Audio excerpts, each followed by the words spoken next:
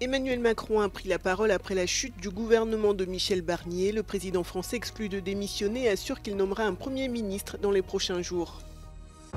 Alors que la présidente de la Commission européenne, Ursula von der Leyen, se rend en Uruguay pour finaliser l'accord du Mercosur, la France continue d'exprimer son opposition. Donald Tusk a rencontré Roberta Metsola pour préparer la présidence tournante polonaise du Conseil de l'UE. Parmi les thèmes abordés, l'immigration.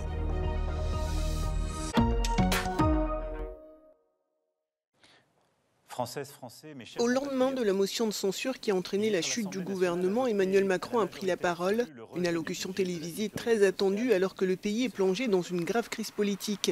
Premier point, selon le président de la République, sa décision de dissoudre l'Assemblée nationale n'a pas été comprise, mais il assure que ce choix était inéluctable. Il refuse cependant d'endosser la responsabilité du chaos politique et fustige ceux, dit-il, qui ne pensent qu'à une seule chose, l'élection présidentielle. Je n'assumerai jamais l'irresponsabilité des autres, et notamment des parlementaires qui ont choisi en conscience de faire tomber le budget et le gouvernement de la France à quelques jours des fêtes de Noël. Après avoir accepté la démission de Michel Barnier, le chef de l'État a également annoncé qu'il nommerait un Premier ministre dans les prochains jours. En attendant, il a promis un projet de loi spéciale pour le budget qui sera déposé à la mi-décembre au Parlement. Enfin, Emmanuel Macron a confirmé qu'il irait au bout de son mandat présidentiel qui se termine en 2027. Ces dernières semaines, les appels à sa démission se sont multipliés dans la classe politique. C'était en juin dernier au Touquet. Le président de la République et son épouse votaient lors des élections européennes. Emmanuel Macron ne s'attendait pas à vivre l'une des pires crises politiques de son quinquennat. Le scrutin a été marqué par une large victoire du Rassemblement national. La liste menée par Jordan Bardella est arrivée en tête avec 31,37% des voix. Une claque pour la majorité présidentielle qui, avec 14,60% des suffrages, réalise un score très inférieur à celui du RN. Après ces résultats, Jordan Bardella demande au président de la République d'organiser des élections législatives. Quelques heures plus tard, à la surprise générale, Emmanuel Macron annonce la dissolution de l'Assemblée nationale. S'ensuit une campagne électorale tendue. De nombreux ministres ou anciens ministres du camp Macron sont candidats, mais face à la percée du RN et l'Alliance de la gauche, la situation s'annonce difficile.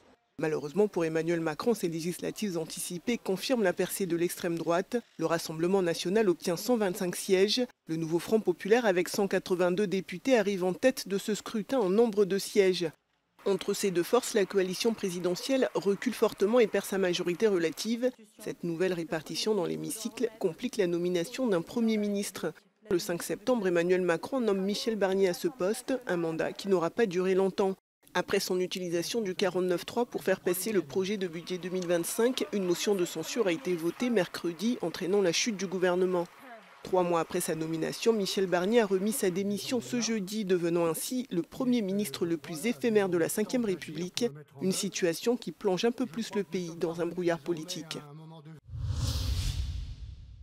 The news of France's political instability could not come at a worse time for Europe. With Germany facing a whole new government potentially from February onwards following snap elections, and the US preparing for a second Donald Trump presidency, it's likely that the EU will continue on a weakened path. Jacob Ross, an expert in French-German relations, said it's not just the political instability that the EU needs to watch out for, but it's also the economic implications.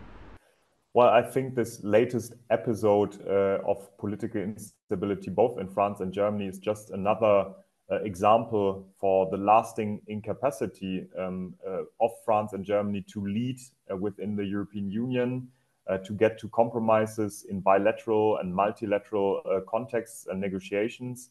I think that this impression has been with us at least since Russia's invasion of Ukraine, that brought a lot of urgency in many of these questions. And so Barnier now losing his government and France plunging into a new phase of political instability is just another sign that something is profoundly not working, not in France, not in Germany, and as such, not within the European Union. But the repercussions of the rise of populist governments that we're seeing across Europe at the moment could mean that Europe is left without any strong democratic governments that are able to hold on to power for full terms. Liv Stroud in Berlin for Euronews.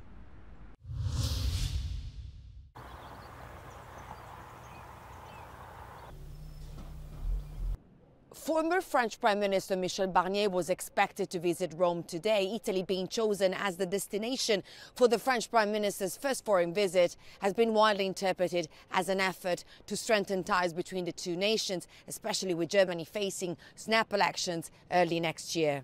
Un summit governativo franco-italiano non c'era stato da lontano, direi quasi 2021, quando fu firmato il trattato del Quirinale, quando Draghi e Mattarella avevano ospitato Macron. Ecco, un incontro veramente dedicato non c'era stato, era una buona notizia. Purtroppo la crisi ha reso impossibile. Questo non sono buone notizie. But what is the impact of the collapse of the French government on both Italy and Europe? Italy's Deputy Prime Minister Antonio Tajani said on Thursday that even though the Italian government is more stable, Rome isn't immune to what's been happening both in France and in Germany. Una Francia azzoppata azzoppa l'Europa, nel senso con una Germania debole e quindi già un rapporto franco-tedesco che era problematico dovuto alle debolezze tedesche. In più aggiungiamo una debolezza politica e semmai anche sul budget pubblico, quindi economica, francese, ma certamente una paralisi politica. Giorgio Orlandi for Euronews in Rome.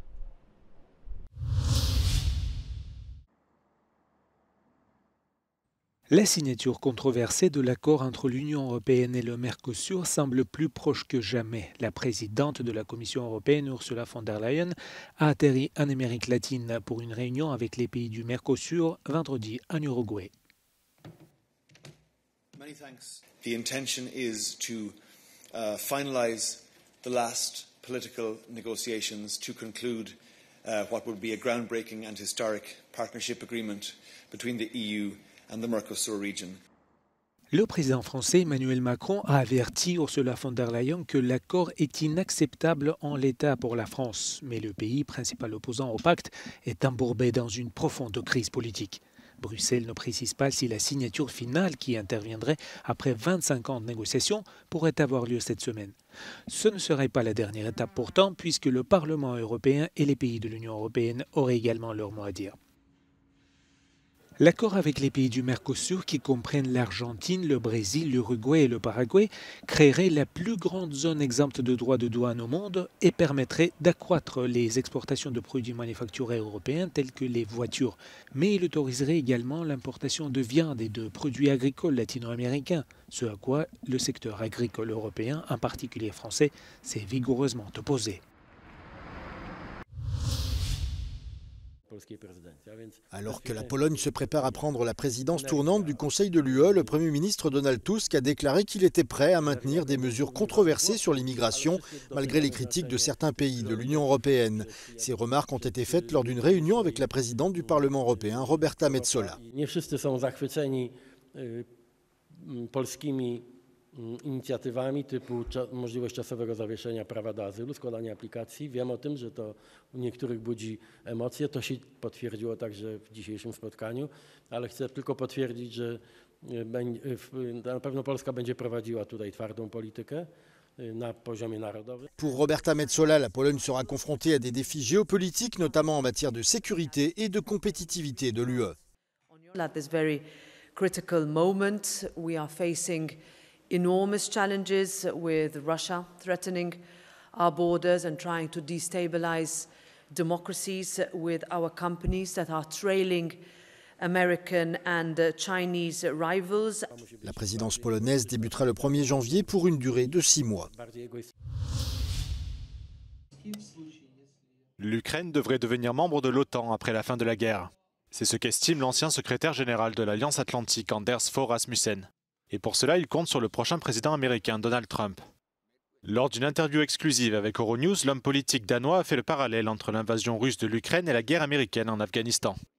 I have a very clear message to the new president in the US, Trump. I would say to him, don't let Ukraine become your Afghanistan. Don't let Putin defeat you. Be a strong leader, seek peace in Ukraine, but a fair, a just and lasting peace that will guarantee security of Ukraine in the future. Anders Fogh Rasmussen considère qu'une aide américaine accrue permettrait de mettre fin à la guerre en Ukraine. President Trump does not like to be a loser. He wants to be the winner. And to be a winner, you need a good deal. And a good deal in Ukraine would require some leverage. You can do that by providing more weapons for Ukraine. You can do it by lifting all restrictions on the use of those weapons. So it might well be that Putin would be negatively surprised by President Trump. Pour l'ancien secrétaire général de l'OTAN, il est indispensable d'envisager l'adhésion de l'Ukraine à l'Alliance Atlantique, afin de garantir la sécurité du peuple ukrainien sur le long terme face à la menace russe. A good peace would be a fair and just peace that will be accepted by the Ukrainian people. The Ukrainian people has suffered so much in blood and treasure that a settlement that will guarantee the security of Ukraine in the future. And in my opinion, the only ironclad security guarantee would be to allow Ukraine into NATO and be covered by NATO's Article 5. Pour assurer la sécurité de l'OTAN, Anders Fogh Rasmussen préconise d'augmenter de 2 à 3% du PIB l'investissement des États membres dans la défense.